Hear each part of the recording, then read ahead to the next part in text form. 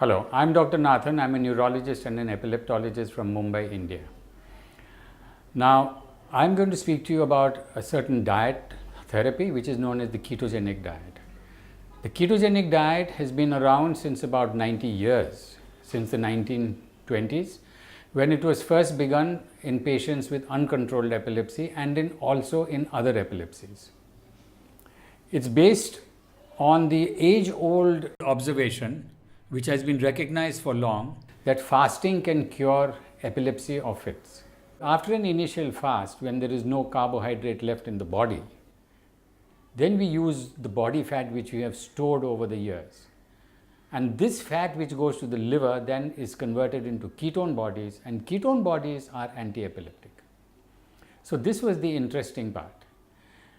Obviously, you cannot fast for long. So what they did then was to give a high fat, low carbohydrate, normal protein diet, which they called as the ketogenic diet, because the diet itself caused ketones to be formed, and ketones are anti-epileptic.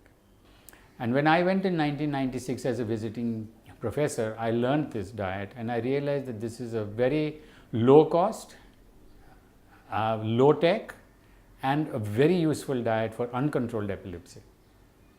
So this is the first center in Mumbai which has started in Asia in 1996, and since then over 350 patients with uncontrolled epilepsy have been put on this diet, and about 60% of them, and this is a very high percentage, 60% of uncontrolled epilepsy patients have over a 90% improvement, and about 37%, that's about more than a third of them, have 100% control.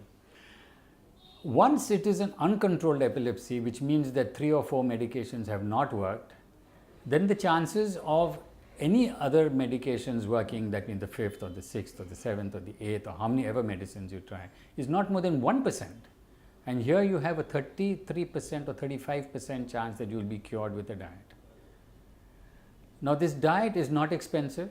We use normal routine foods. We do not use much of packaged foods, and that's why it has turned out that in India it is a very cost-effective method of controlling uncontrolled epilepsy.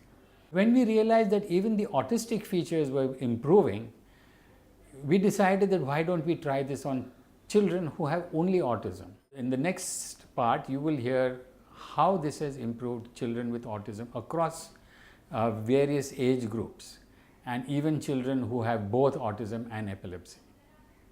Thank you.